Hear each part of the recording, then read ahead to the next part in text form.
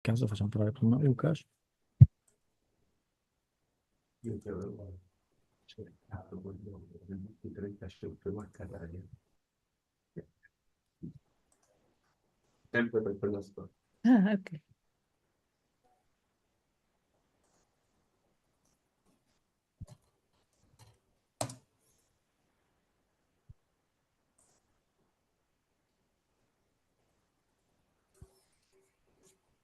Good morning, everyone. Welcome to the fourth session of this conference. I'm Barbara Marchetti, and I'm going to introduce the speakers of today. So the first speakers will be Lukasz Zamęski, that is Dean of Plenipotentiary Political Science Administration in Warsaw, and they will speak about vision of European democracy and democracy in Europe, aspirations and directions, a comparative analysis of the Conference on the Future of Europe, proposals and Europarty's manifestos. Then we will have Giacomo Delle Donne that will speak about meeting older and emerging challenges, lines of evolution of supernatural democracy. And last but not least, Roberto Castaldi, a European referendum to save European integration and democracy. Roberto is associate professor on political philosophy. And sorry, I didn't say before, Giacomo Delle Donne is professor of constitutional law at University of Sant'Anna in Pisa. So I give the floor to Lukasz Zamęski. Welcome, and please start your presentation. Thank you very much. Thank you very much for the invitation. I'm really sorry that I cannot be with you physically. I would like to, I would love to, but hopefully next time it will be possible. Thank you very much for introduction. Indeed, I prepared the presentation and a short paper with a long title, and allow me, if it's possible, I will try to share my screen with you, so you could see some, let's say, the most important issue regarding my presentation. I try to focus on a vision of democracy, but since in the proposals, in the discussion and debates during the Conference on the Future of Europe, but also in the manifestos of Europarties, we still have this division and differentiation between the EU level and member states level. Of course, I try to also highlight the discussion about the democracy and how the democracy should be seen. What are the, let's say, proposals and the aspirations toward the democracy, not only on the EU level, but also within the European Union member states. What's interesting, the European democracy was one of the themes, one of the topics of the conference on the future of Europe, and this was the topic that gained the biggest attention from the European Union citizens. So if we take into consideration the number of discussion proposals sent, European democracy was, we can say, the most popular, and maybe in that way we can say also one of the most important topic for the European Union citizens. So my aim and my goal was to analyze those vision of democracy as outlined in the proposals and during the discussion during the Conference on the Future of Europe, but also to have a broad and full perspective on how the European democracy is perceived. I also tried to compare that to the manifestos of the European parties, parties, the most important, the 8 the most important. I took the parties which were presented in the last, let's say, European Union Parliament, so that we could have, and we had the manifestos before the election, before the last election to the European Parliament. And the discussion about democracy, of course, can be very complex. In the literature, the political scientist knows that very well, that we have thousands of definitions of democracy. So to make that perspective, that discussion simple, I use that nowadays kind of popular theoretical perspective to define the democracy through three dimensions of accountability: vertical, horizontal, and diagonal. So vertical accountability as, let's say, the relations between the people and the politicians, the elections, the quality of the election. Horizontal, mostly seen as rule of law and the relations between the institutions, democratic institutions, and diagonal, which mostly see democracy through the role of the social participation, civil society, NGOs, media, and that accountability toward, let's say, the citizens, of a particular political system. So I use the data regarding the conference on the future of Europe, not only the report on the final outcome, but also all the discussion and debates that we could gather, and also the manifestos, last manifestos, as I said, mostly the electoral manifestos before the European Parliament election, to, let's say, see what we think as the citizens and what the Euro parties also as our representative, how they perceive the European democracy and democracy in Europe. So that's why this title was so long. I think that during this particular conference, I don't need to present any data about the conference on the future of Europe as such. We had a very interesting discussion about the whole conference. So I will skip that part and go directly to the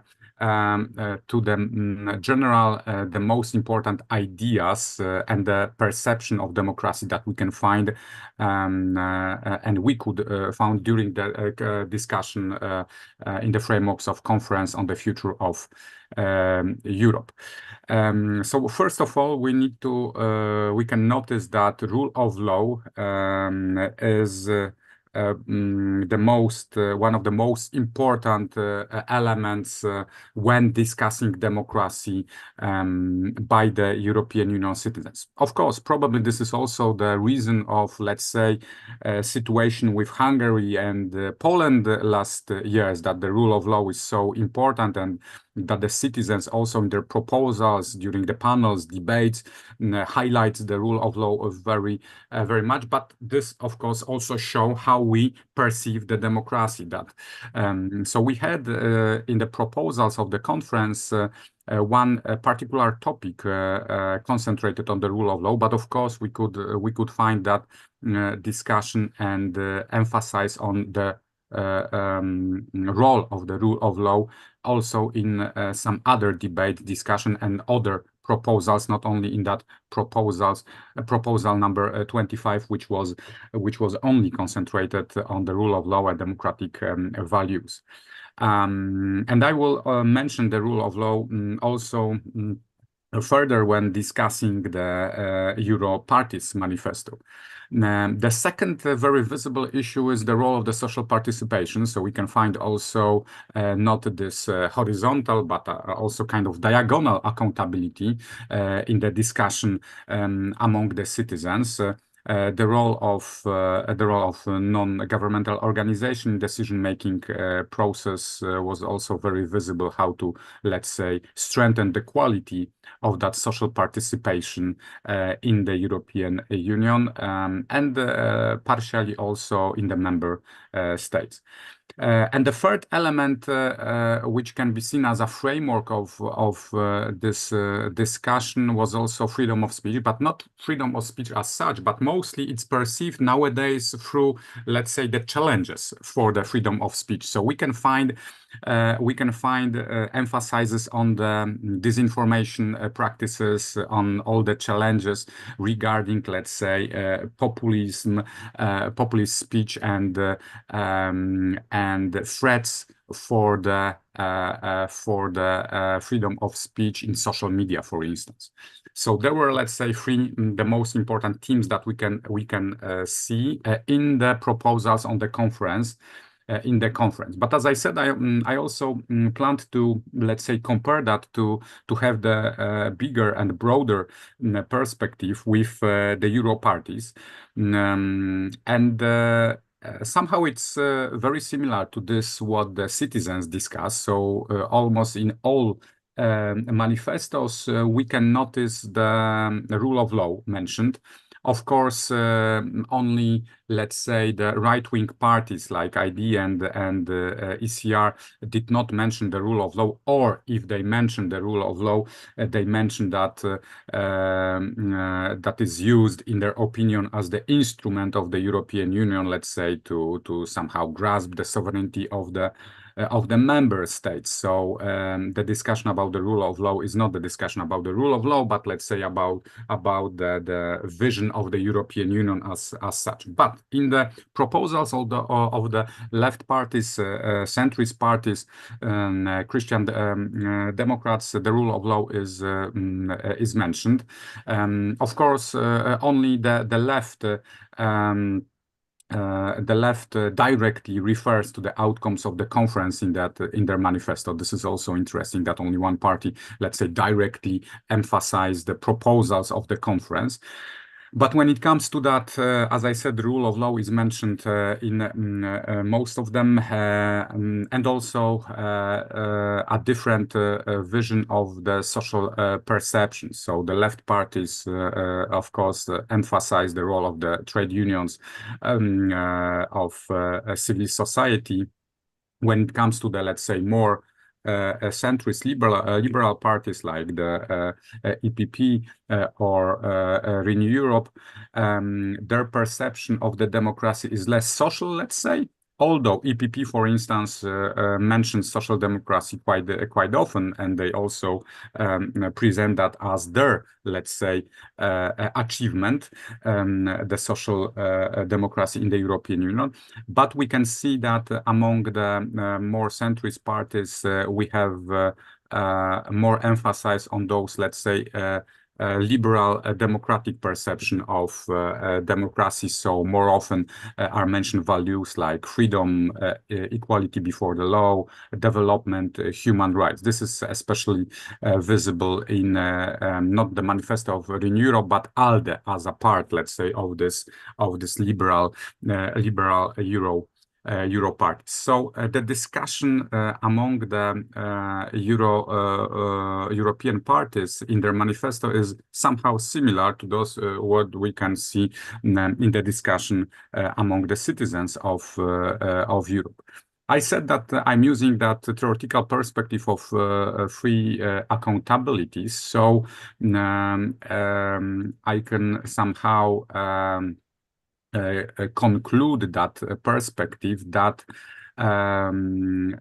vertical accountability, so once again this dimension that refers to the accountability of elected officials, of the politicians to the electorate, probably is not seen as a threat nowadays because it's not mentioned very often. Only points that I could find were the points that discuss, let's say, some reforms of the elections to the European Parliament. So the discussion about some pan-European lists of candidates.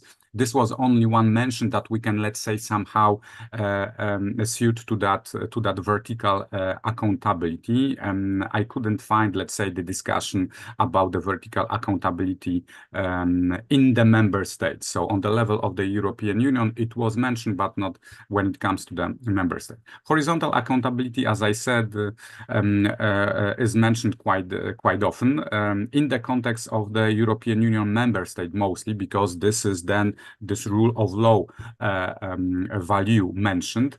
So mostly on the level of the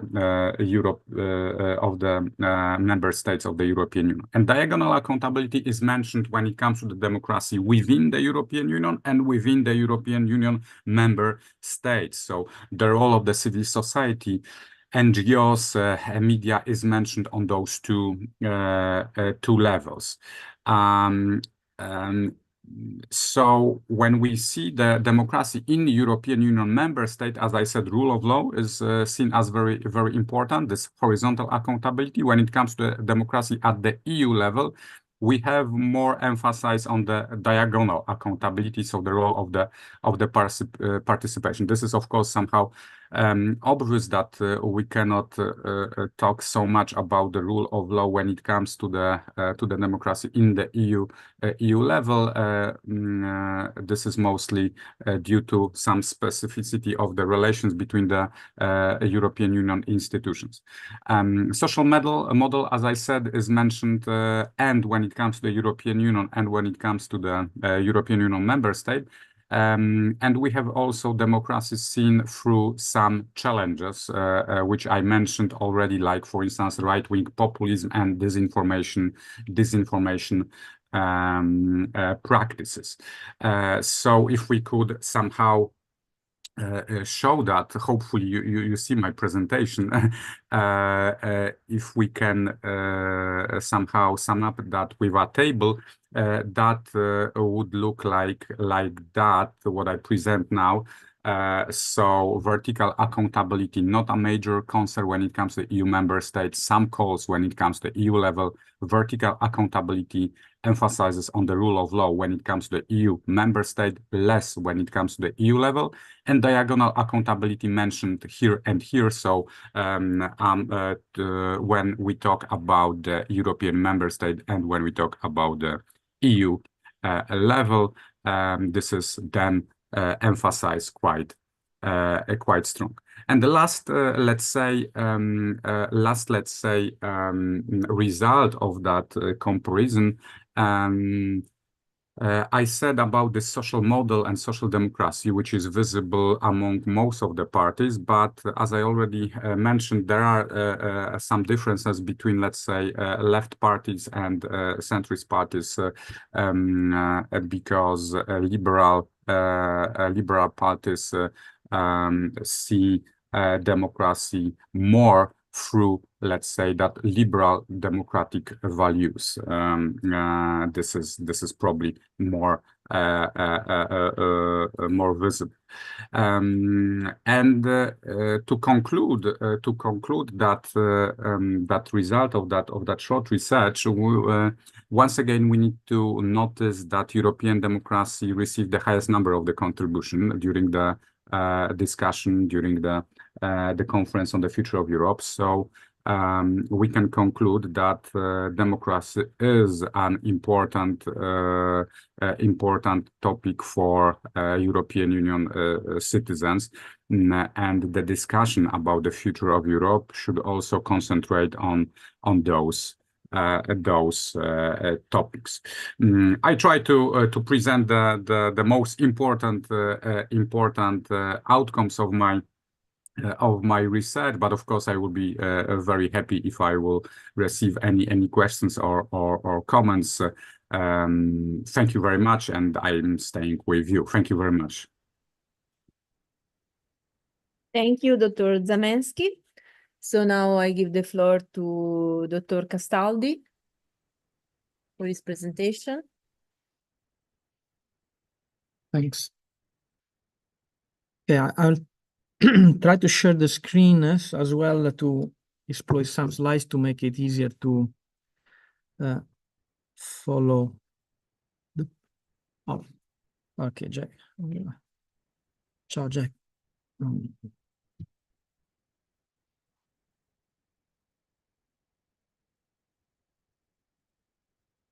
Yeah, I hope you can see it from.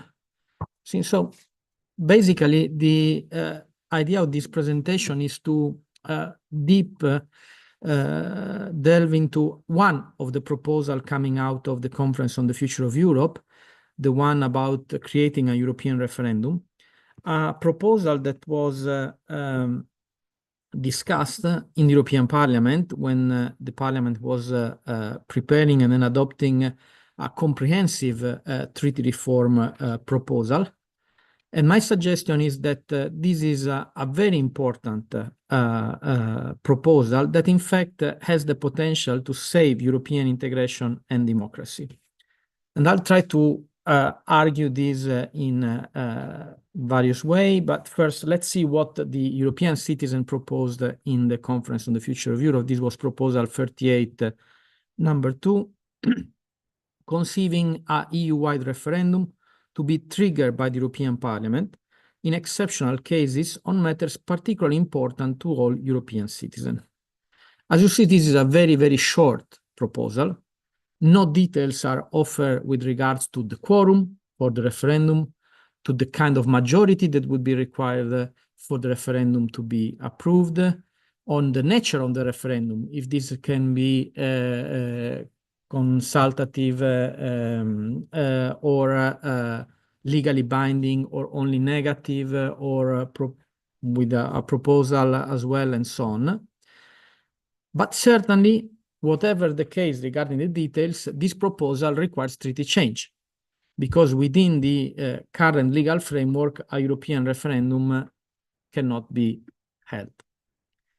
So the Parliament proposal adopted in last November does not include the European referendum. This was rejected by the plenary. Only the text that was initially adopted by the Constitutional Affairs Committee of the Parliament included the proposal. And this is what the Parliament actually proposed. The European Parliament may, by a majority of its component members, submit to the European Council a proposal for a European referendum.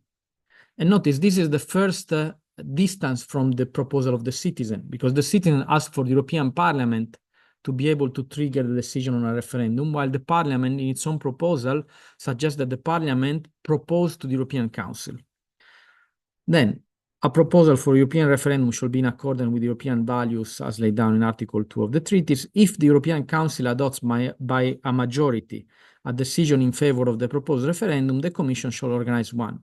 Any European referendum shall be organized on the same day throughout the Union. It shall be deemed to have been approved when a majority of voters at EU level and at national level in a majority of member states vote in favor. So the AFCO proposal included a traditional federal referendum, like in Switzerland. In Switzerland is a federal system, is one of the democracies that has the most extensive view of direct democracy in referenda, and you can have them at various levels of government, including at the federal Swiss level. In that case, referendum to be valid, you need both a majority at the Swiss federal level and a majority in a majority of the cantons. So the proposal from the AFCO is taking a traditional federal institute regarding a referendum.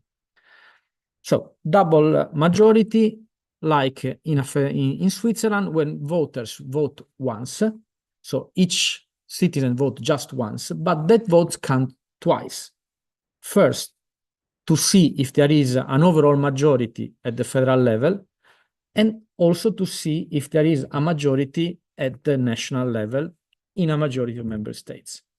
But it's a very clear, simple system.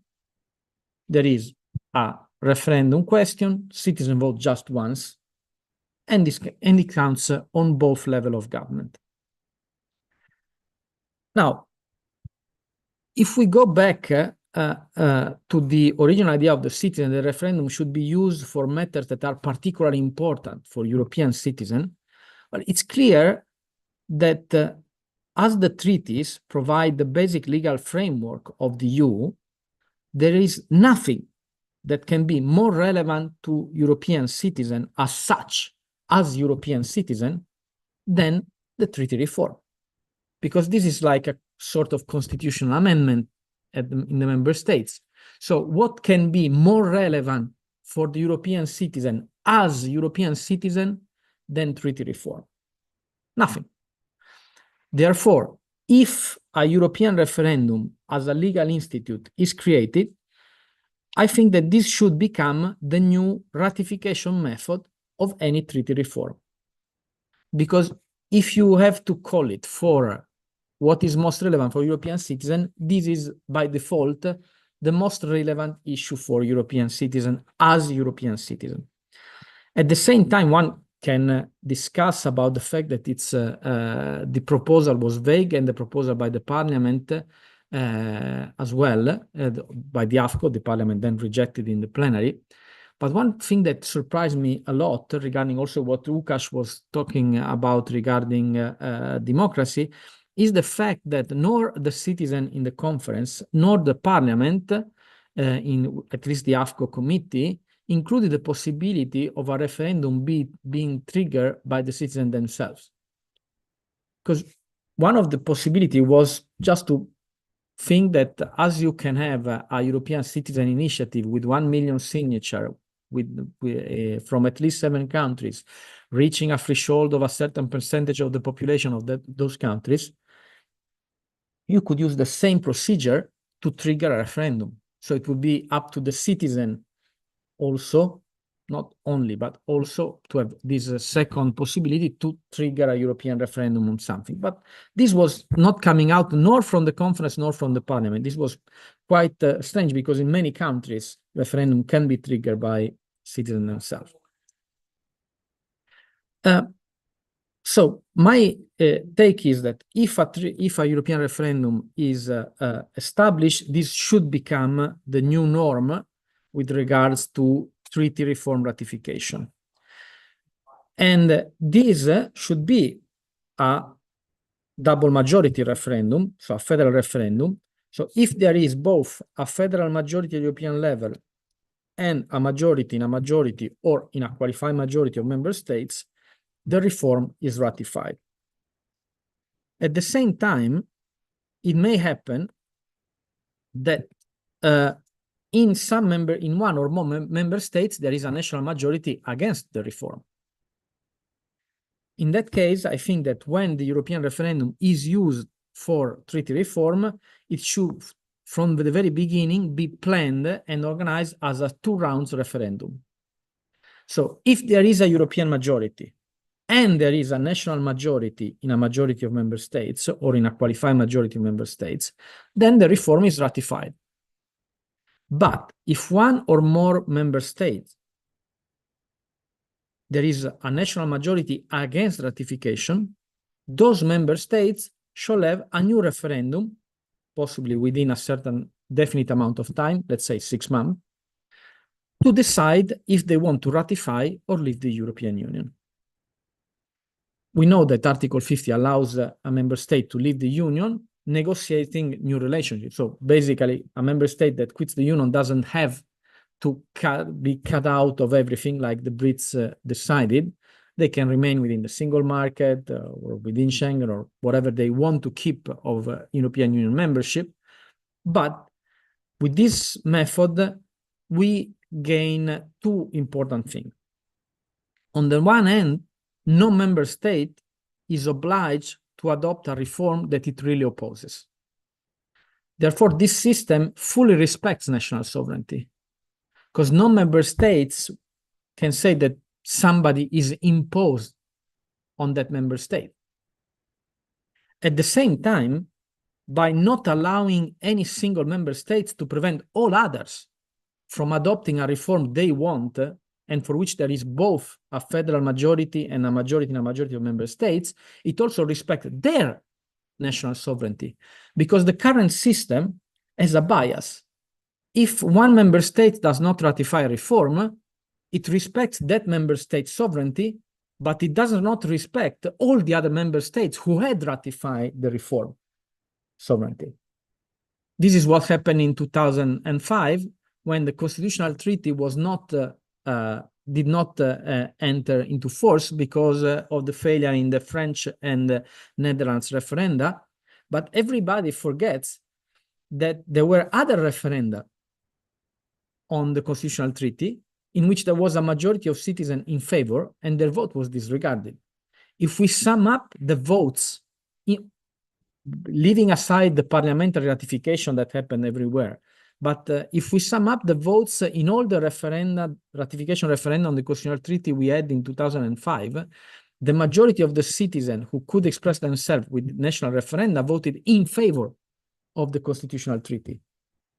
So by the current system that requires unanimous ratification, we are respecting the sovereignty of any member states that votes against and disrespecting the sovereignty of any member states that votes in favor.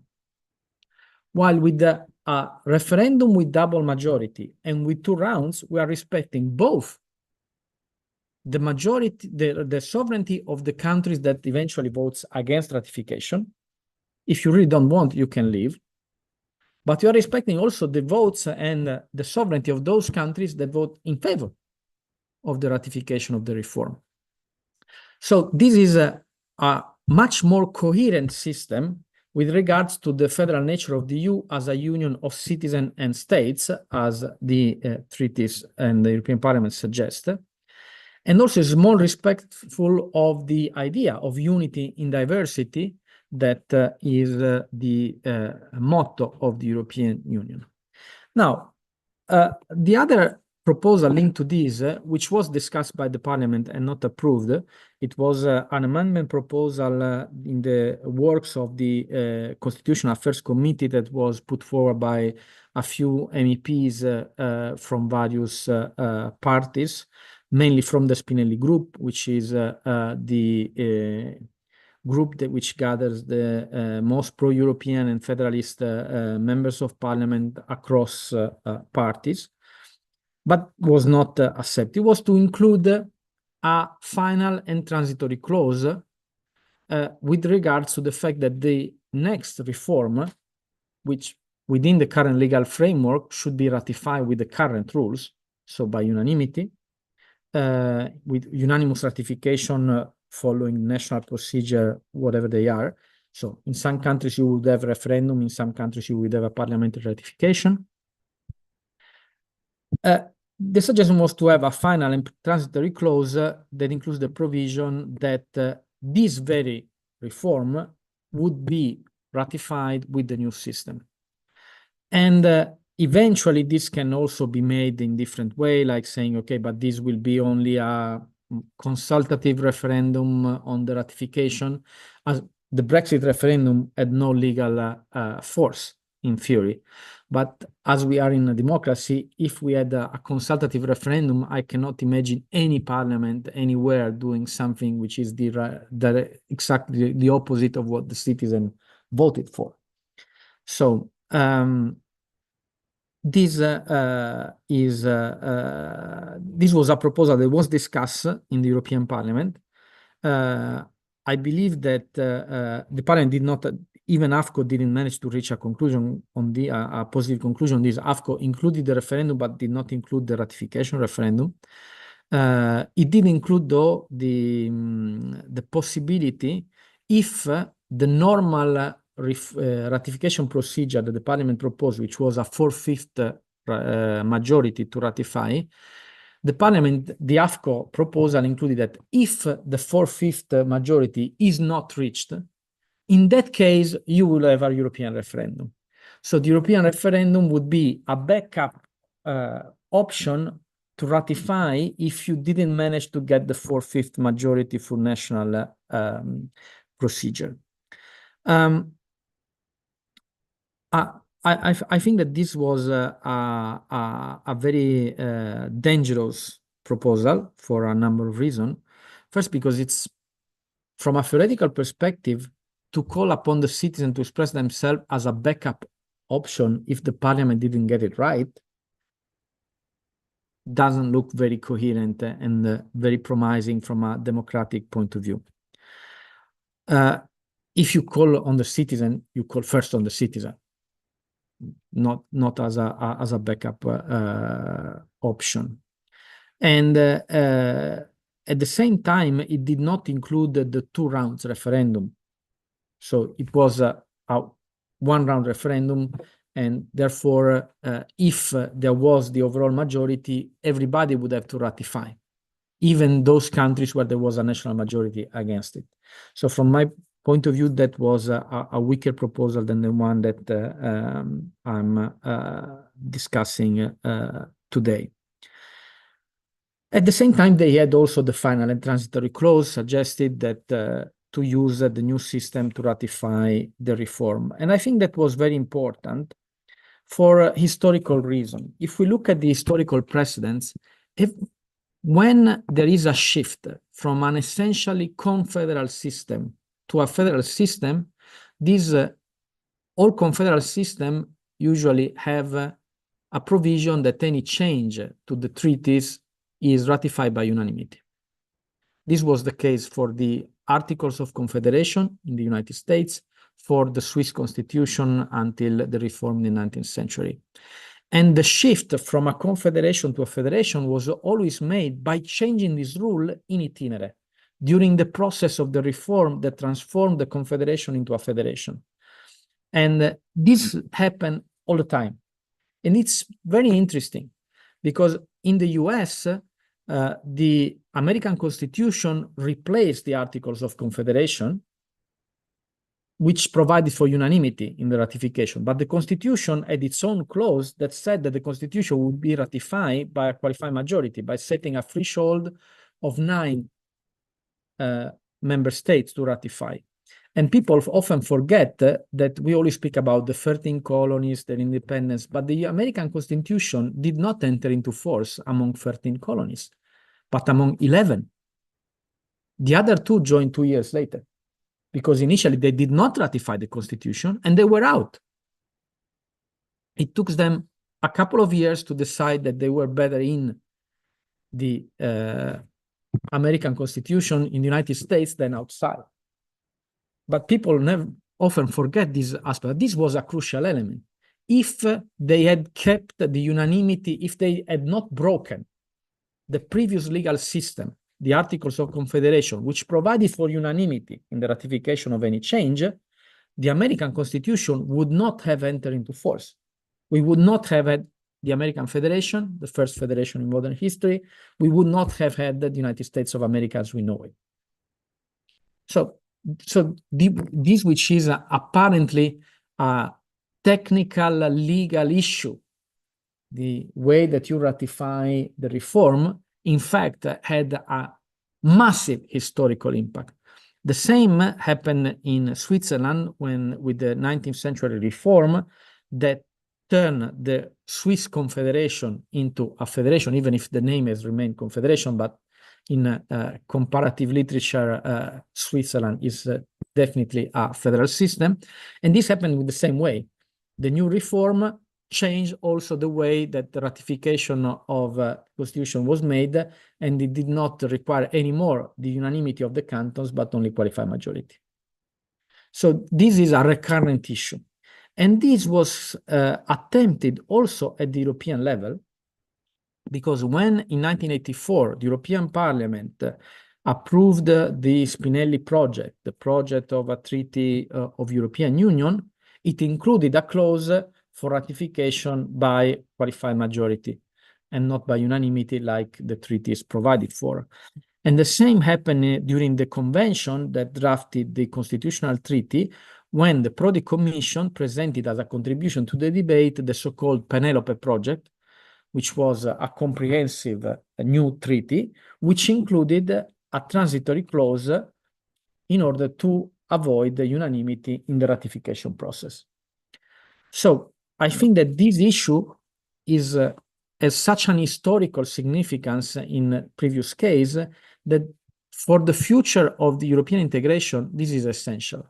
We didn't manage to ratify the constitutional treaty, even if most of the member states had ratified, in fact, all but 3, France, the Netherlands, and the UK. because the UK at the time said that they would ratify the last, if only if everybody else had ratified, they would take a decision about it. So they just wanted possibly not to take the blame to kill the whole thing, if it was possible, or hoping that somebody else would do it for them, which was that was basically the UK, and they managed. They were lucky enough that the French and the Netherlands took the blame for them. But this is the issue.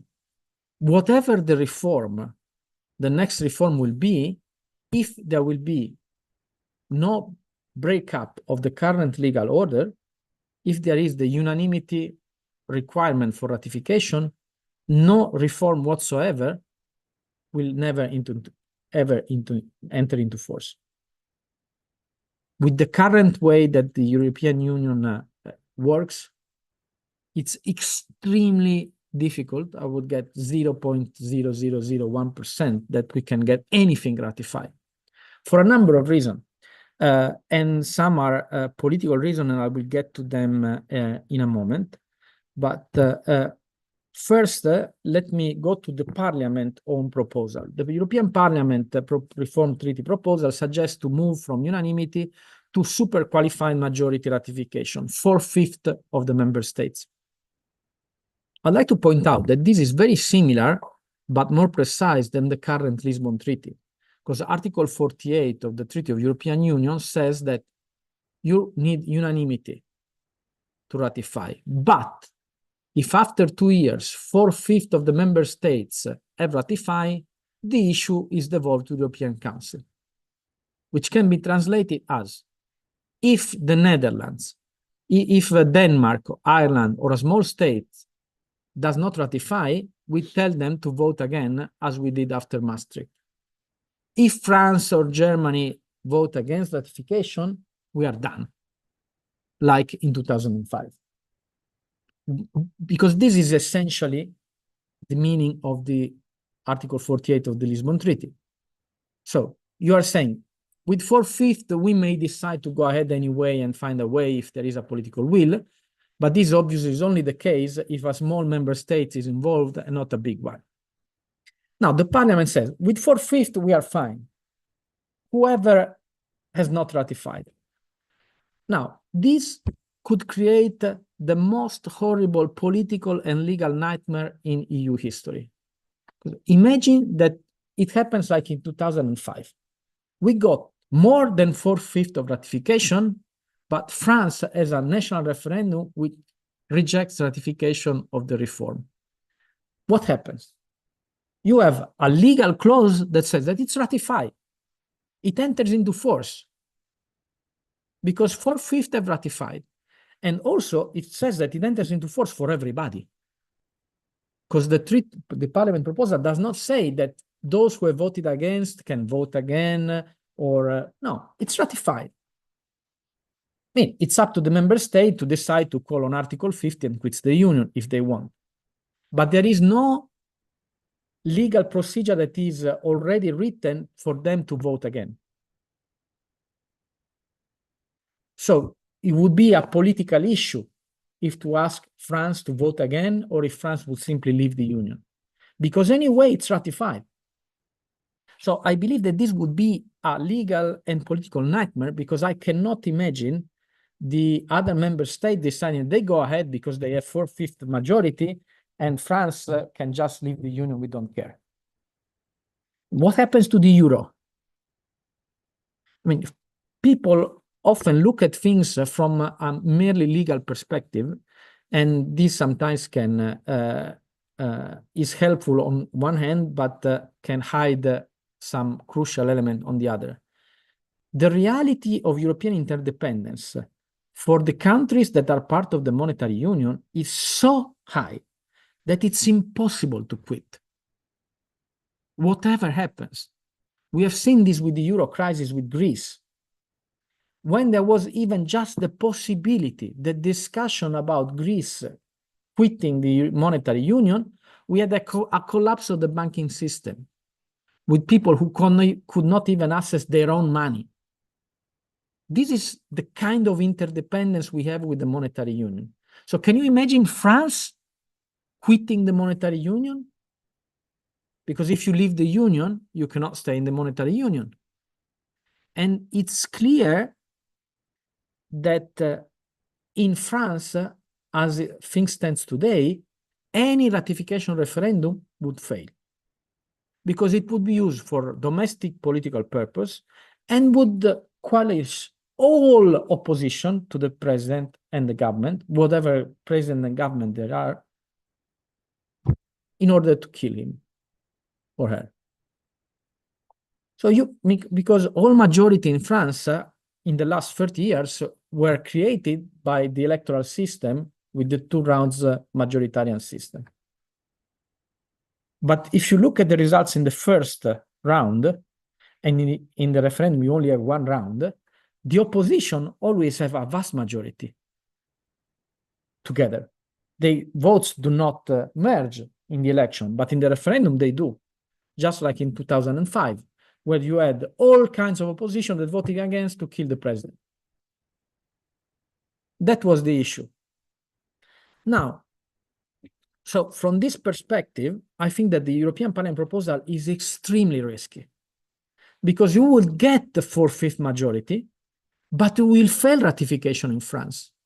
And this would create an impasse that would be extremely difficult to solve because you would have a legal obligation for all the member states to go ahead without France, but we will have no political will whatsoever to do it. And I always believe that political will trump law. As we have seen in a good positive way during the pandemic, when the European Union managed to do a lot of things on health where it had no competencies, managed to decide to have European debt, which the official could not have, and so on and so forth. Now, many people are afraid of a European referendum because of the experience with the national referenda in 2005. I would like to stress from a political science perspective that the structure of incentives for European and national referenda are entirely different. In a national referenda, if you ratify, if you vote yes, if you do like your government have decided by signing the treaty, nothing changed. We go ahead as your government has decided. But if you vote no, if you vote against the ratification, everybody will have to listen to you, everything stops, and everybody will come to you asking, what do you want to change your mind? Like for Ireland and Denmark after Maastricht, that got opting out, special reserve clause, and so on and so forth. So the structure of incentive is entirely in favor of no, not to ratify. If you vote yes, nothing changed. If you vote no, there is a lot of things going on, and everybody will come with their head in their hands asking, what do you want? At the same time, a national referenda is the perfect field for domestic politics instrumentalization. It can be used to kill the president or the government. What an occasion for all the opposition to stay together and kill the incumbent. Whatever is the matter, whatever is the real content of the reform, that's the issue. It's very rare that the national referendum, even on European issue, have a campaign on the merit of the reform. In France, they were discussing about the Polish plumber, which have nothing to do with the constitutional treaty. Eventually, it could have something to do with the Bolkestein Directive, which anyway was entering into force. So there was nothing that the referendum could do about it. So the structure of incentive in a national referendum is against the EU. In a European referendum, it's the opposite. Because you are acting as a European citizen in a European referendum in the same date at the same time everywhere. And you know that if there is a European majority and only in your countries there is a national majority against, then it's your problem. It's not everybody else's problem, like when you vote no in a national referendum. It's your problem because at that point, you have to decide in the second referendum if to ratify or leave. So you are risking to leave the union. Does any reasonable person vote for quitting the Union after Brexit? I can't believe so. I can't believe that after Brexit, which was such a huge failure, anybody with some reason can really vote to quit the Union. And this is the reason why even the most nationalist parties are not talking about quitting the Union. The Rassemblement National has taken away Frexit from their campaign. The League in Italy is not speaking about Italexit anymore, and so on and so forth. Why? Because after Brexit, this doesn't go anywhere. And the proposal of the referendum allows for the interaction between European and domestic policy to happen without killing Europe in the meantime. Because even if in France, in the first referendum, it's used by the opposition to kill the president, okay, you kill the president in the first round, then you have to vote again because there was a European majority. Will at that point the French, having already killed their president, decide to quit the Union? I can't imagine such an outcome. So from that point of view, the European referendum as a ratification instrument is the most legitimate and democratic ratification instrument we can imagine. And therefore, it is the best suited to overcome unanimity, because that's the problem. Overcome unanimity, to move from a confederal to a federal system, we always said to overcome unanimity and move to qualified majority, the proposal of the parliament. Given the situation in Europe, even that proposal may not be enough, because we may end up with the nightmare of having 4/5 ratification, but having France against. And what happens? We don't know. So the European referendum is the most legitimacy, the best suited to overcome unanimity, the only method that can allow a EU reform to be ratified in the current situation, and therefore is essential to save the EU from the paralysis that it lives in due to unanimity on crucial issues like fiscal policy, budget, defense, and the lack of competencies on other crucial issues like defense, for instance, and fiscal power and so on, where, as indicated by the citizen in the Conference on the Future of Europe. And therefore, by saving the EU, it can also help us save democracy. Because today, democracy is at risk everywhere. Citizens get disillusioned about democracy because their problems are not addressed. And this happens because most of the main challenges cannot be addressed at national level. They are just too big transnational problems that need to be addressed at the European Union level. And therefore, given that the European Union does not have the means to address them effectively, because it doesn't have the competence, the power, the financial means, because of the limitation it has on those subjects and in the decision-making system, reforming the EU has become essential to provide those European public goods to address the citizen need. Therefore, by allowing the European Union reform, the European referendum can be crucial in saving both the EU and its future and democracy in Europe, which is under pressure in many different countries. So I'm sorry I've been a little bit long. Thank you so much for your attention. Thank you. It was very interesting. So we have now Giacomo Delle Donne, Professor of Constitutional Law at Sant'Anna University, that will talk about meeting older and emerging challenges, lines of evolution of a supranational democracy. Buongiorno. Buongiorno. So good morning, everyone. My apologies for not being here yesterday with you. I was stuck at the station in Milan due to the flood yesterday. So the topic of my intervention is the aim of my intervention is focusing on some of the proposals from the Conference on the Future of Europe, focusing on democracy and their follow-up. My first point is stopping for a while and considering the notion of democracy. So what is this about? I think this is maybe of some use also in order to encompass the quite wide array of proposals from the Conference on the Future of Europe that go under the label democracy. So why are they classified as related with democracy? So democracy is one of the values, of the basic values of the European Union listed in Article 2 TEU. So it's supposed to be a shared value among the member states, and of course, one of the founding values of the European Union. This is, let's say, a very basic definition, but immediately afterwards, a number of conundrums, of problems, of conceptual issues arise.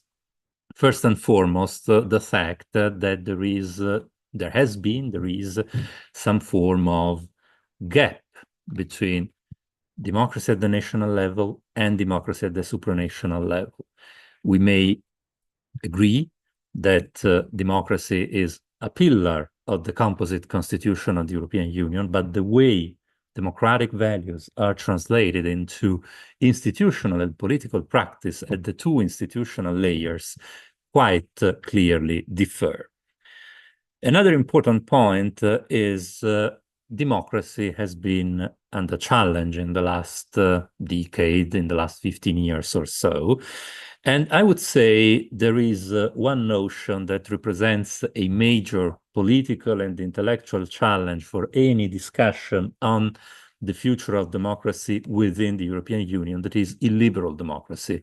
Illiberal democracy is a quite well established notion that comes from the emerged in the political debates in the 1990s and has acquired new impetus, new strength, thanks, among other episodes, to Viktor Orban's speech in a Romanian village in 2014.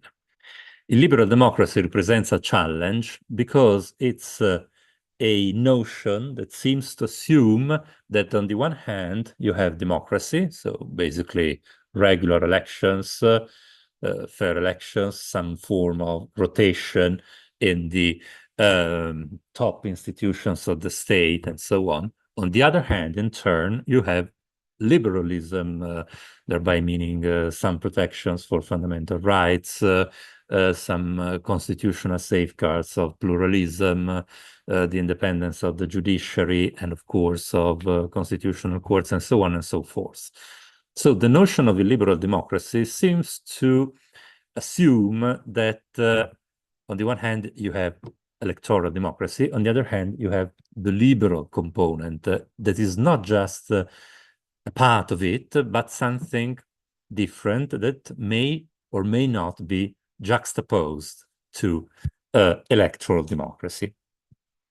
And I would say this challenge may not have been, let's say, the institution of the European Union may not have really confronted this challenge, in that they have mostly focused on the rule of law when addressing constitutional crisis in the member states in Central and European Union, while the notion of democracy remained sort of in the background. So when you focus on the proposal from the Conference on the Future of Europe that are related to democracy, you must be aware that a comprehensive approach to this notion is needed. And I think this is the first impression, the first feeling you get when you read through the proposals 36 to 40 coming from the plenary of the Conference on the Future of Europe. So you will find some proposals that are more closely related to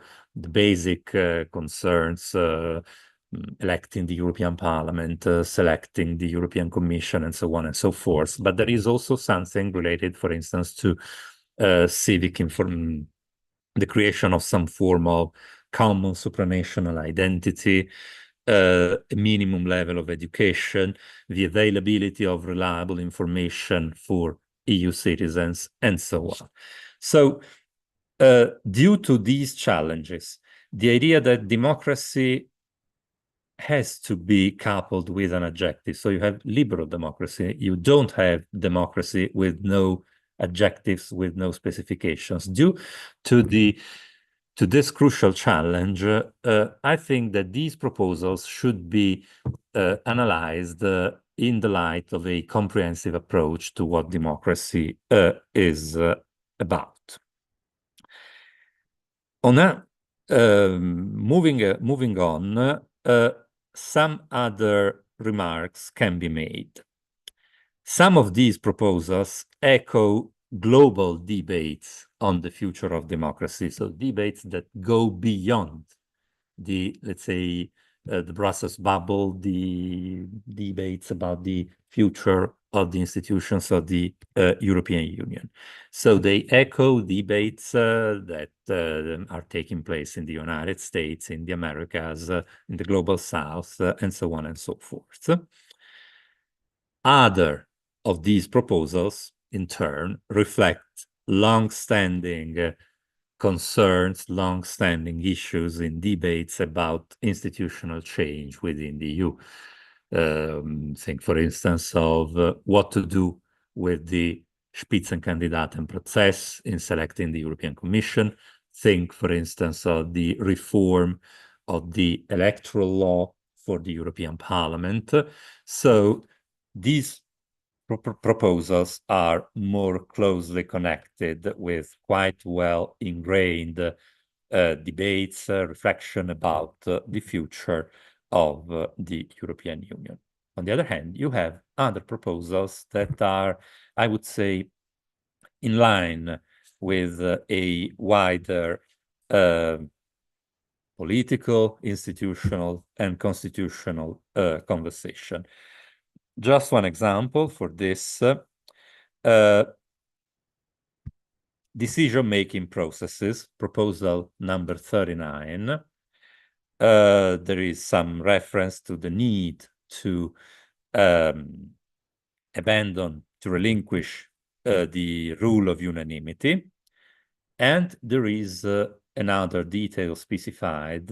Unanimity should survive as a decision-making method when you have to make decisions with regard to the admission of new member states, changes to Article 2 of the Treaty on European Union, and changes to the Charter of Fundamental Rights.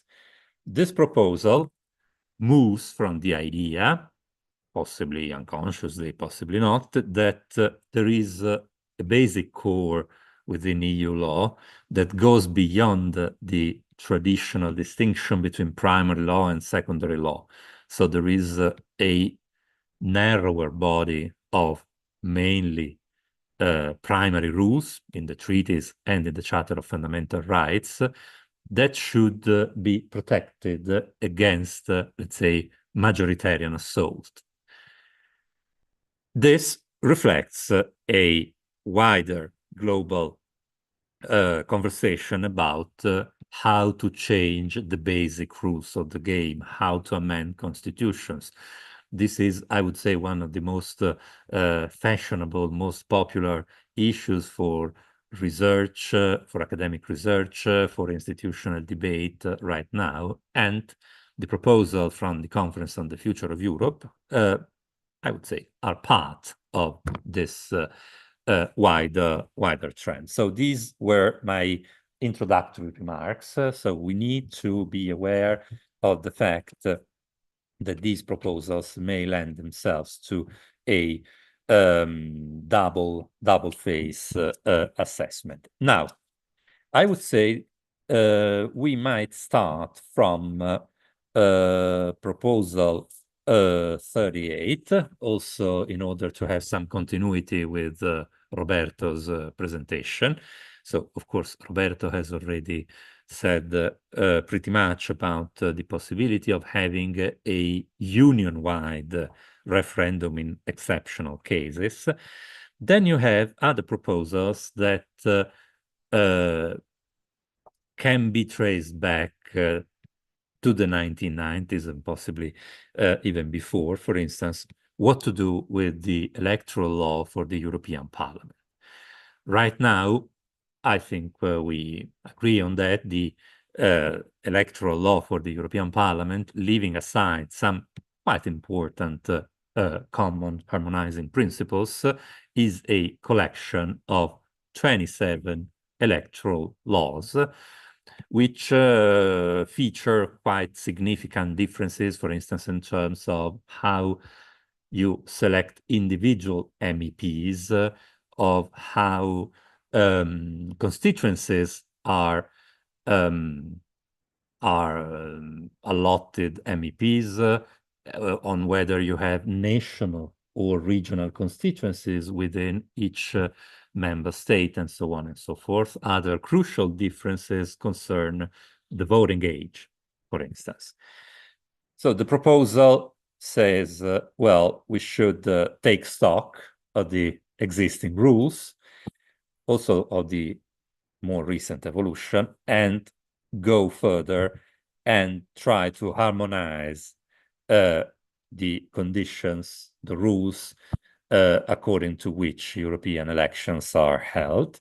And after that, a very traditional proposal, in French, I would say a serpent de mer, re-emerges. That is the idea of having transnational lists for electing share, 20 odd, 30, possibly more members of the European Parliament. So here you have quite well ingrained concerns. The idea of moving beyond the idea of purely national elections. So you elect MEPs in Italy, in Austria, in France, etc. And you try to do something different. Of course, these elections will remain national to some extent, but they will go hand in hand with a pan-European, all European constituency with transnational lists presented by the European political families. Other proposals that focus on European elections are, I would say, more clearly related to present-day concerns. And I'm referring to how people, actual people, real individuals vote. So the Conference on the Future of Europe suggested that digital voting be implemented, that the voting rights of persons with disabilities be protected in European elections. This is a major concern right now in several member states in the European Union due to a number of challenges that an increasingly old populations are facing, and it also has to do with voting turnout in European elections. So we have, let's say, the need of a double-faced analysis of these proposals.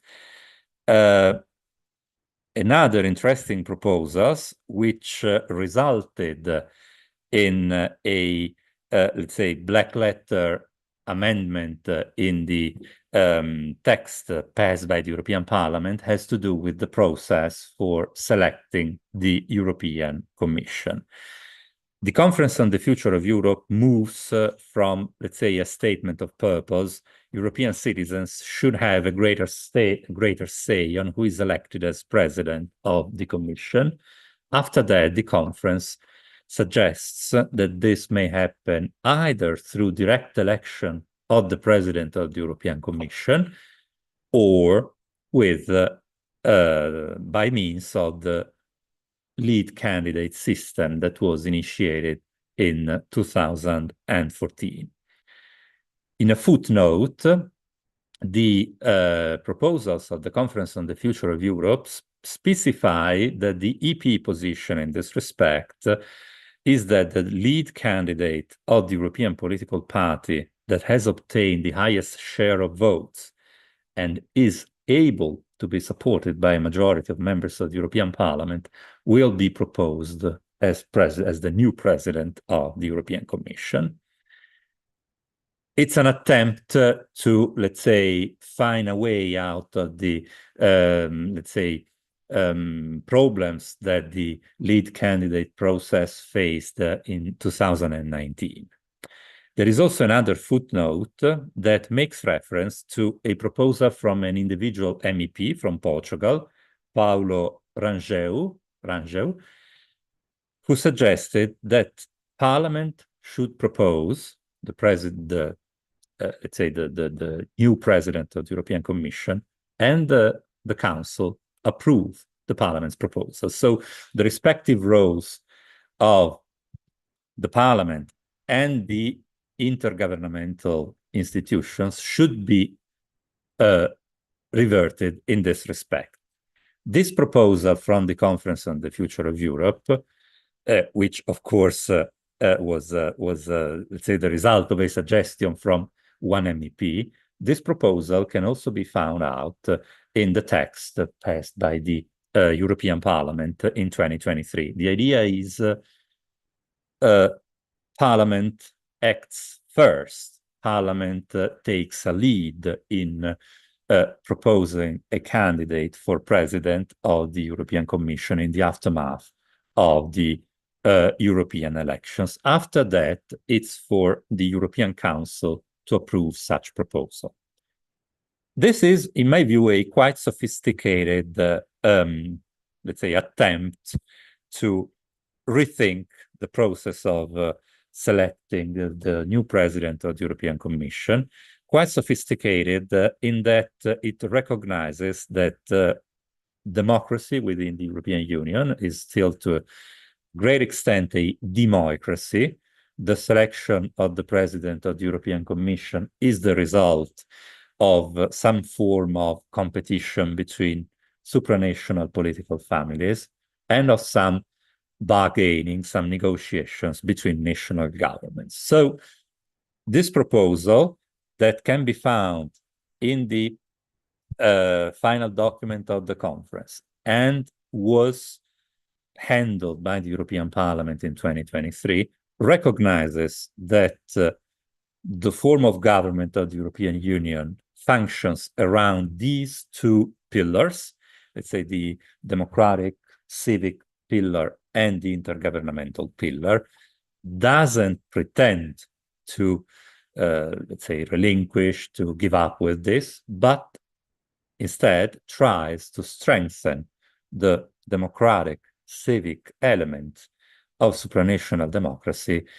with respect to the intergovernmental element. So I would say this is, so I'm not focusing on, let's say, the feasibility, the possibility of having an amendment proposal passed. I'm just focusing on, let's say, the rationale of this proposal from a constitutional viewpoint. And in my take, this is a quite interesting,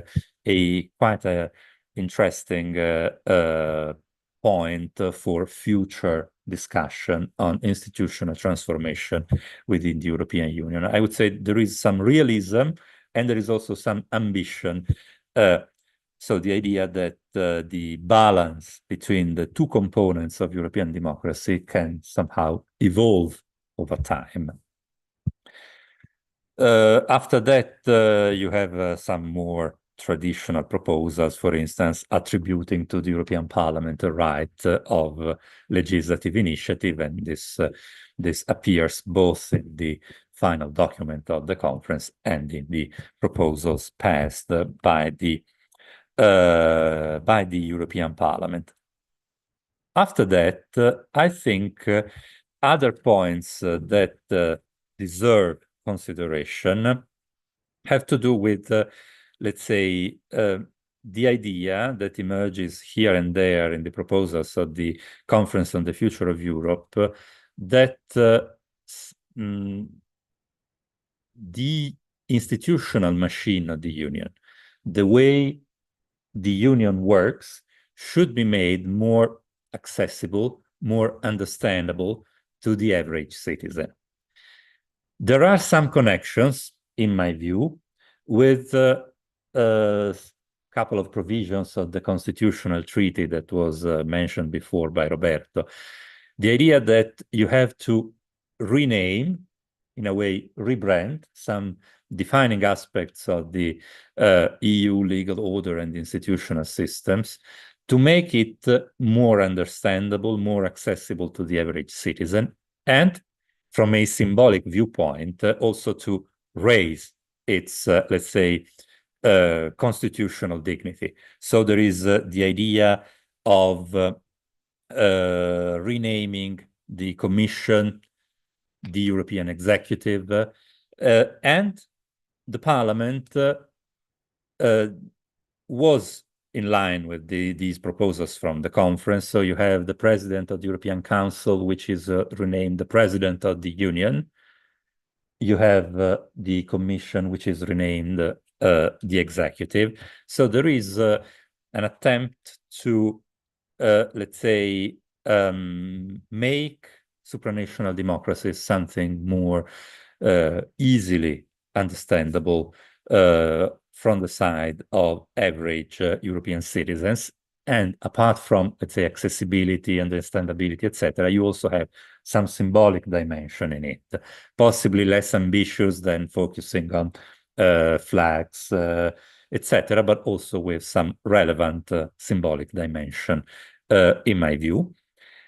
And finally, there are a number of proposals that, of course, this was one point that also Roberto was making reference to, let's say, cannot be addressed in the first stage through a treaty amendment. They will possibly require an action through soft law or through secondary law when it comes, for instance, to information participation. There are also some quite interesting proposals, quite innovative ones regarding the youth check of legislation. So the idea of favoring some forms of intergenerational dialogue when proposals that may affect the interests of the younger generations are involved. So I would say, how much time can I still? I don't know. I think you can go a little bit Okay. more. So what is in my view, let's say, the red thread through these proposals? So I haven't gone in greater detail with regard to all the proposals numbered 36 to 40 because they are quite diverse, quite heterogeneous. If you adopt, let's say, the typical viewpoint of a legal scholar, you will possibly say, well, this is a quite confused collection of heterogeneous material. So if you look for a red thread, in my view, let's say, the conference reveals, the proposals of the conference testify to an awareness that we are, let's say, stuck in between an evolution. So some, let's say, windows for action in the past have not been fully exploited. And so we are facing problems that come from, let's say, decade, let's say, quite older, quite well ingrained institutional discussions. In between, new challenges have emerged, and you have to cope with both older issues and more recent challenges. The conference tries to address both of these, let's say, in a comprehensive fashion. At a further level of conceptual abstraction, I think here there is an attempt to, let's say, highlight, to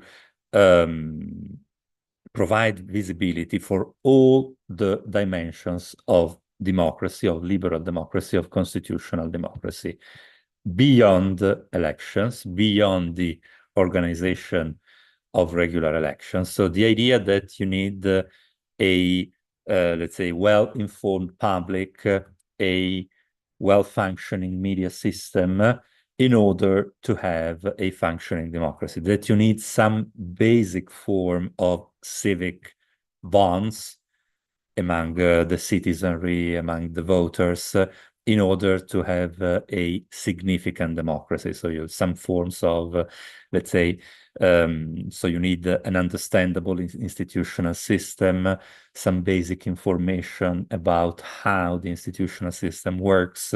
References also made to the idea of having a European public holiday. So I would say that the red thread among all these proposals, suggestions, etc., is to strengthen all the pillars of democracy and in a way to take seriously the challenge that was raised by Prime Minister Orban, not only by Prime Minister Orban, but he was possibly the most vocal and also the most intellectually, how could I say, one of the most aware political actors when it comes to making the case for an alternative institutional model. So there is an attempt to take this challenge seriously and to, let's say, provide a picture, a very basic picture of a European democracy that goes beyond regular elections and rotation in the top institutional offices. So this is my tentative conclusion, and so thank you for your attention. Thank you. Thank you very much. So now we have finished this first round of speakers, so we can collect questions, and then we will give back the floor to the speakers to answer those questions. So You need to go and speak there because otherwise the people connected cannot hear you. Rimango qui. Sure. Perché sennò essendo ibridi non... Thank you. Thank you both. I had a couple of questions for Roberto, but also for maybe Giacomo.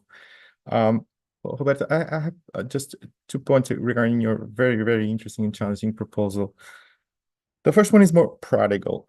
You basically assume that we'll have a no in France, but actually in 2005, we also had a no in the Netherlands, which means that's very likely you're going to have no's in more than one member state. So my question is, why doesn't your proposal actually requires a stronger majority of states to actually go forward to the second phase? Because you only ask for the majority of states.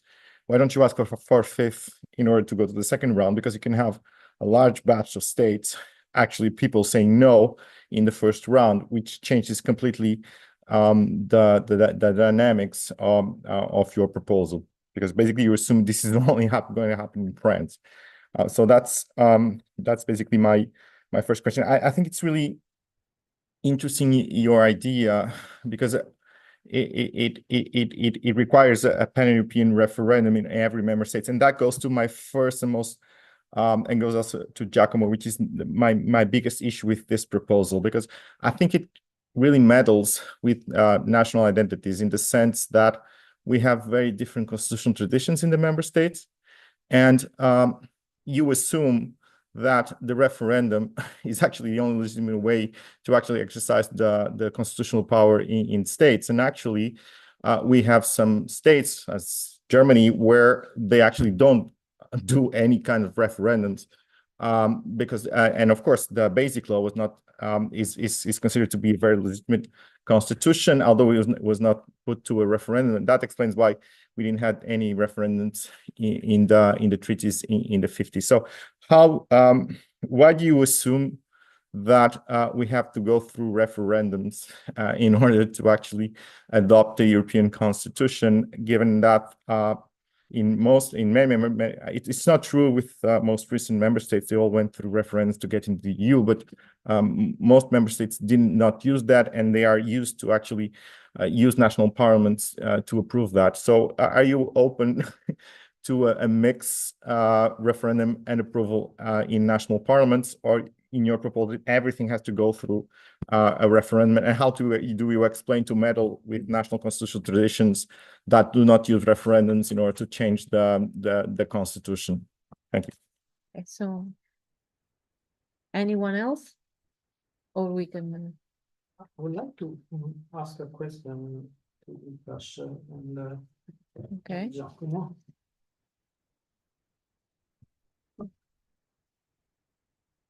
Łukasz, I have a question for you regarding the party manifesto and democracy and so on. The first one is about QMV.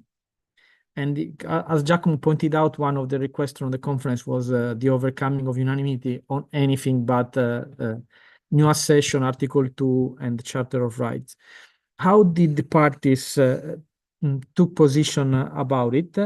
And also about treaty reform, because many of the conference proposals implied treaty reform, even according to the Council Secretariat, but not all parties took position on this, and also they didn't campaign. One of the things that in the electoral campaign surprised me was that the nationalists talked a lot about the European Parliament treaty reform proposal to say they were against it. For instance, Le Pen called it the Verhofstadt report and talk about it many times in many public occasions and debates and so on, while nobody else in France basically talked about the treaty reform proposal by the parliament. So those who vote for it in the parliament never mention it. And those who voted against did to say against. And Meloni in Italy said that they were conservatives, not only on values, but also on institution, because they were against treaty reform, unlike those others that were in favor. So it was quite surprising that while everybody said they wanted to change the European Union, but the more nationalist forces say they don't want to actually to change the Union, they don't want to reform the treaties, while the pro-European forces didn't say anything about it. So how this was translated into their manifesto? Well, for Giacomo, I have two questions. The first one is, what in your view, is there in the conference proposal or in the parliament proposal an idea about what should be the final form of government of the EU? Because at the end of the day, the kind of reform you present depends a lot on what you think should be the end game of the institutional framework. Because the specific question is about the proposal to change the position of the Parliament and the European Council in the nomination of the President of the Commission. Because in my view, it's not a very good idea. Because if we look at the institutional architecture of the Union, the Parliament is the lower chamber, the Council is the higher chamber in a traditional federal legislature where you have a chamber of the city and a chamber of the states, and European Council is a sort of collective presidency. Now, if you take into account path dependence, institutional inertia, and so on, the easiest path to a fully fledged federal system, because the European Union now is a federal system on certain policy area, monetary union, trade, where it has exclusive competencies. It votes by qualified majority, you have co-decision by the parliament and so on. The commission acts as the executive and represent the union outside in trade and everything. So there it's a federal system. On some other policy area, it's not. So if you want to unify it into a fully fledged federal system, the easiest path is to have a parliamentary democracy, so with strengthening the lead candidate system, and the European Council as the collective presidency, probably in a sort of semi-presidential system, like in France, in which the European Council maintains some executive power, especially on foreign policy and defense, which are the new competencies that you need to go to the European Union. There will probably be concurrent competencies, not exclusive competencies, and therefore you need some balance with the power of the member states in the European Council, and you can try to make it work by merging the presidency so that the president of the European Commission, which is elected through the list system, is voted by the parliament, is also president of the European Council, and ensure some continuity, coherence between the policy position. Now, this was a proposal that was made at the time of the convention that prepared the constitutional treaty, in light of having a sort of light federal system coherent with what we have. Of course, the alternative, as in the conference, is you merge the presidency, you have the direct election, and you go to a presidential system. But this, in an European Union where you don't have any linguistic homogeneity, it's very difficult to go to a presidential system with a direct election of the president, which has all the executive power. So it has very, very significant shortcomings, this proposal. I mean, I know that in federal system, the presidential form of government is in fact the most used, but I don't think it really fits the European Union very well. So what are your views regarding what comes out of the conference in terms of the form of government? And in this way, if the European Parliament proposal of inverting the position of the Parliament and the Council looks good to you? Because to me, to have a 700 more people institution making a proposal to a 27 people, maybe 30, 32 people institution, I mean, I don't think I ever found something like this in any system in the world. And because at the end of the day, to make a proposal, you need the negotiation. And a 700 people assembly is not the right place where negotiation can go on. While the European Council, where you only have the head of state and government, it's probably... So I understand the reason why the Parliament is always afraid of the European Council. So they want to act first because otherwise they... But the European Parliament, I think, is in this point of view, is underestimating itself. In 2014, the lead candidate system worked. In 2019, it didn't. But this was not because of the European Council. It was because of the European Parliament and the European parties. In 2014, all European parties presented a lead candidate that could be voted by the other parties. So whoever arrived first, it would get a majority. In 2019, not all European parties proposed as lead candidate somebody that they knew could be voted by the others. And that was the reason why, I mean, Weber was the right wing of the EPP, and the socialists said from the very beginning they would never be able to vote Weber. So the European Council had to take another EPP that was German like Weber, but was more moderate, could be voted by the others, von der Leyen, which was anyway a sign of respect to the Spitzenkandidat project. Because anyway, they took into account the result of the election, the nationality of the lead candidate, and so on. So I think that the European Parliament is afraid of the European Council, but underestimate that it's up to the Parliament and the parties to behave in a way that the system works. And when it didn't work, it was not because the European Council was very bad to them, but because the European parties had behaved and took position in a way the European Parliament could not nominate the lead candidate because the lead candidate didn't have a majority. So furthermore, the lead candidate system, and maybe it's a bias because I'm Italian, but in Italy, there have been many times in which the President of the Republic had to nominate somebody else than the leader of the parties in order to manage to form a majority in the parliament. And this is perfectly fine in all parliamentary systems. So if we are going towards a parliamentary form of government, that's not such a strange thing. Okay, so there are any more questions for the speakers? So I think we can start with Lucas, and then we'll go to Giacomo. We will follow the same order of the presentation, and then Roberto. So Lucas. Thank you. Thank you. Can you hear me? Yes.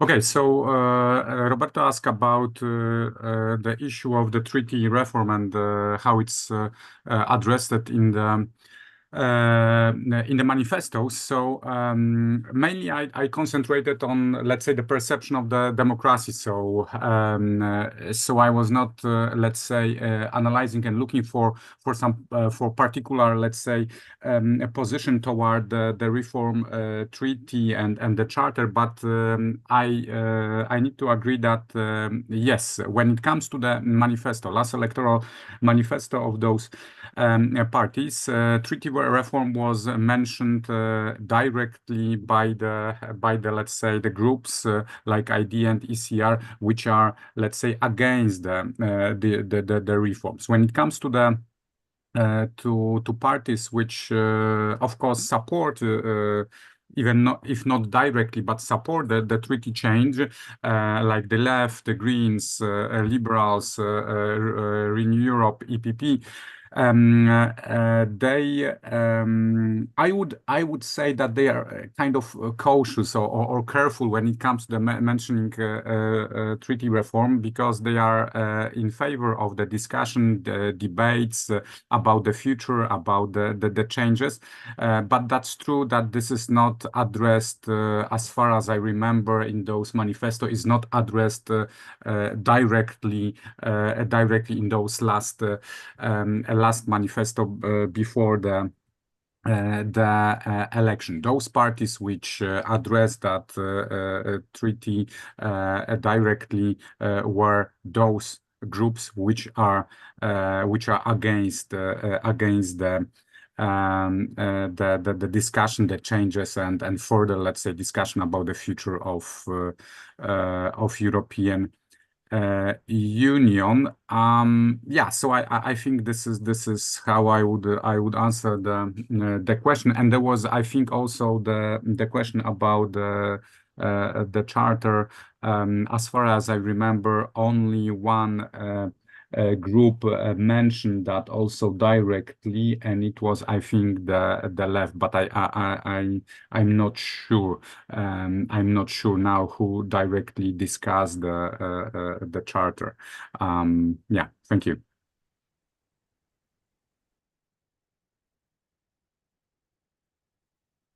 Giacomo?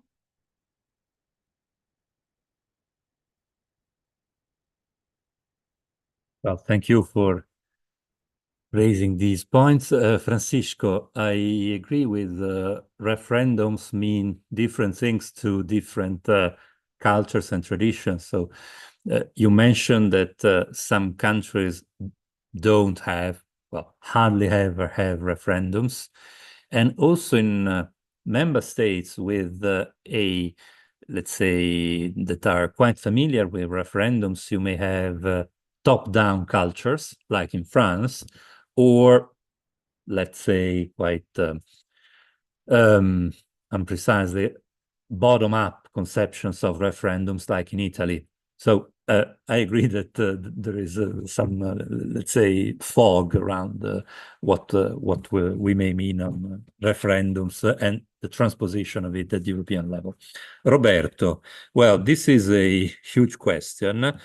An interesting thing is in 2018, the Constitutional Court of Italy made reference to the parliamentarization of the form of government of the European Union. Possibly it was quite optimistic. I would say there is a major point in the proposals passed by the European Parliament. It's Amendment 193 that changes the aims to modify the quorums to pass a motion of collective censure against the European Commission. If this amendment ever comes into force, a motion will be approved if it is adopted by a majority of the members of the European Parliament. This would be a major shift towards the adoption of a parliamentary form of government. So I haven't mentioned this before, and in my view, this is crucial. Of course, there is a quite heated debate about the merits of the so-called politicization of the Commission, about whether or not the EU should be understood as it's desirable or not to understand the EU as a parliamentary system. Most of these objections have to do with what you think of the European Commission. So what you think of the Commission as, let's say, an independent agency or a parliamentary executive and so on. The semi-presidential hypothesis you have raised is intriguing because, let's say, semi-presidential forms of government are based on the idea that there are two levels of politics. So Großpolitik, so major state affairs, and day-by-day politics. And so I would say the rationale, the intimate purpose of semi-presidentialism is to organize the institutional architecture around these two different forms of politics.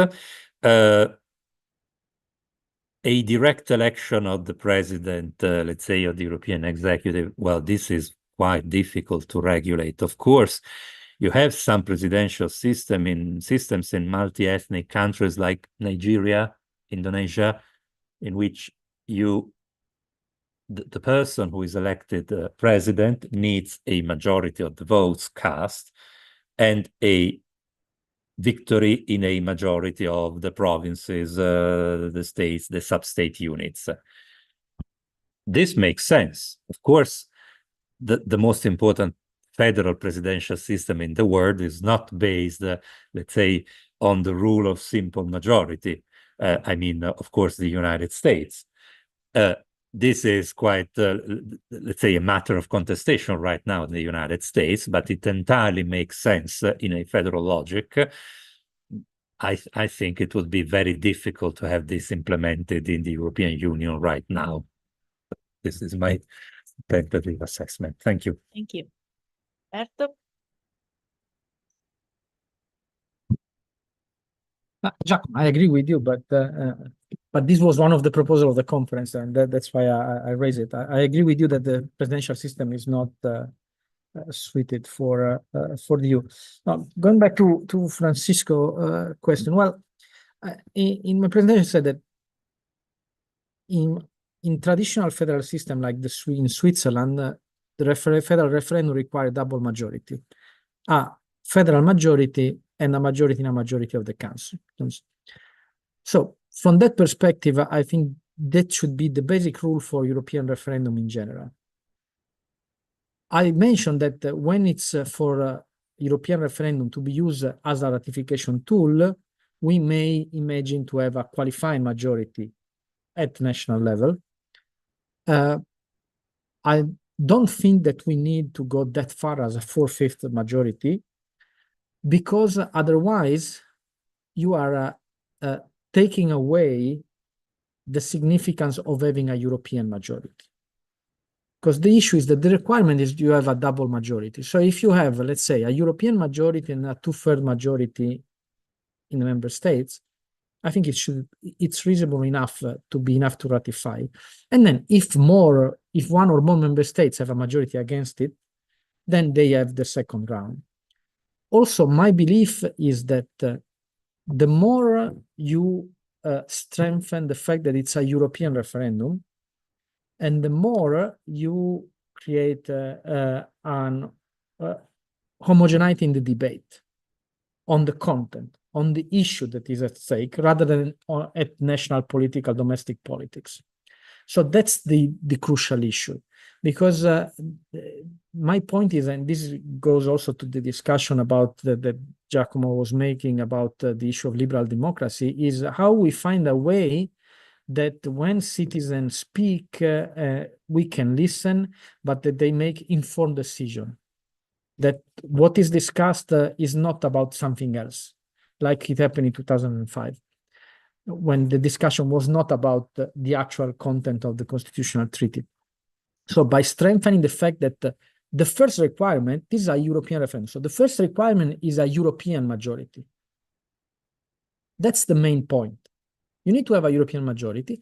Then you need to have a national majority in a majority member state or in a qualified majority, let's say 2/3.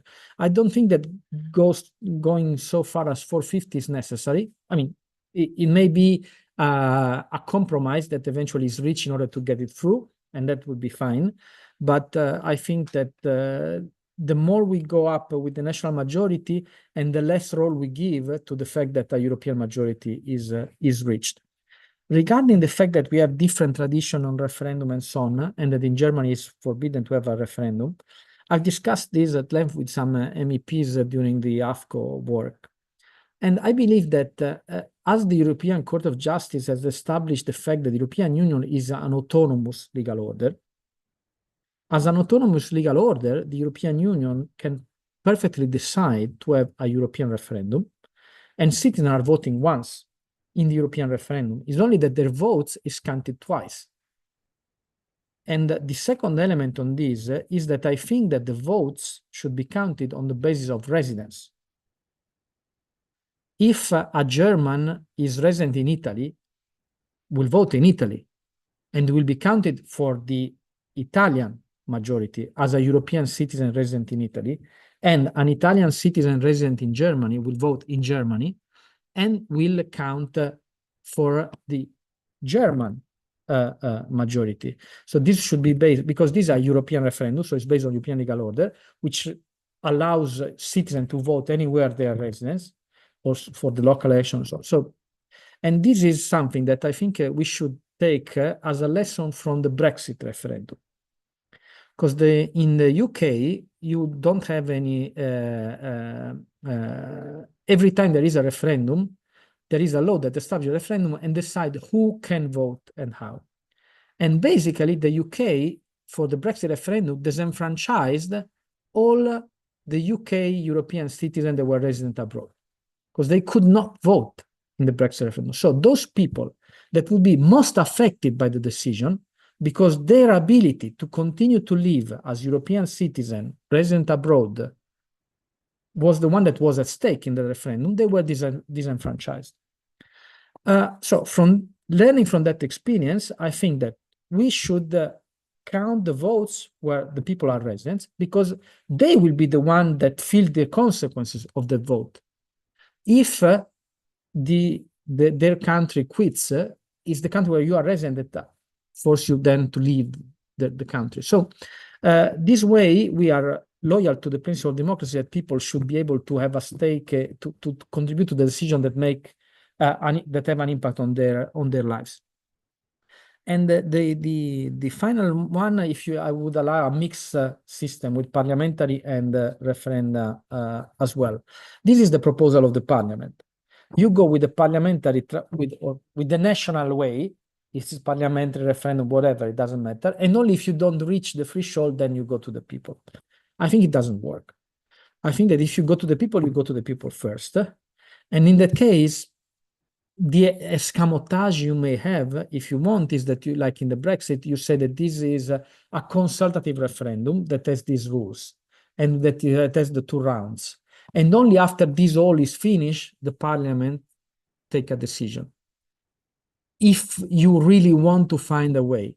But I think that we should decide that on European issues, we have a single procedure that is the same for everybody, because it's on European citizens as European citizens, and that it's applied for everybody. So I would rather go for a binding European referendum with double majority and with 2 rounds.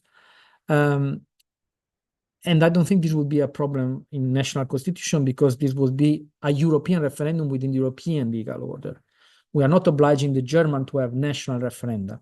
They are voting a European referendum, simply that for the European referendum to be valid, you need to count twice the vote. But this has nothing to do with German law. So from that perspective, and this is why you would use the resident and not the citizenship, because you are making reference to the European Union legal order. If you were counting the citizen and not the resident, then this would be part of the German legal order, not of the European one. So that would be the problem. So from that perspective, I think that to find a mix like the European Parliament will bring us to the political legal nightmare. Now, I don't think that we will lose only in France, the other issue. I think that the problem is only if we lose in France. It's a different, I was making reference to that because if you lose in Ireland, it happens like in 1992 after Maastricht. Okay, you vote again or you quit, we don't care. But so that's why I was referring France, but this applies for everybody. I mean, if you get the double majority or a double qualified majority with 2/3 or with 4/5, and you have 1/5 of the countries who voted again, they all have to vote again, not just France, of course. But the political issue is France, because if you look at the history of European integration, we always win or lose in France. In 1954, the European Defense Community fell down in France. In 2004, the Constitutional Treaty fall down in France. So it's always in 1984, the Spinelli project basically falls in France because Mitterrand promised to support it and then he didn't. So it's that's the issue, but it's a political issue, not a legal one. Of course, the rules apply for everybody, and my issue, and these are again from a political theory perspective and from a political science perspective, the issue is that I don't believe, but I'm happy if somebody else come with a better idea, that there is any different method that will allow us to get anything ratified. So my belief is that whatever, beside the European referendum with double majority in the 2 rounds, we won't be able to ratify anything. Even if we lower from unanimity to 4/5, we will get that somebody doesn't ratify and that somebody is France, because if you sum up Mélenchon, Zemmour, and Le Pen votes, that would certainly vote against whatever is the reform. Independent of what is the reform, is just to kill Macron if it was still in this legislature. It's gone. There is whatever is the reform. So it means that this is only to do with domestic politics. It doesn't have to do with the content of the reform, with the European Union. So I don't think that with the current system, even with 4/5, we would manage to ratify anything, because if France doesn't ratify, nobody will tend and vote again. And they are now, like Ireland, some countries are obliged to have a national referendum. So this is the other issue. National referendum can be easily instrumentalized for domestic politics. And since you are obliged to have some national referenda, then it's better to have a European referenda than a few national ones that can be instrumentalized. Thanks. Thank you. So I think we finish the session here, and we will see you later for the next session. Yes, we start at 11:30. 11:30. Thank you very much. Thank you. Thank you to you.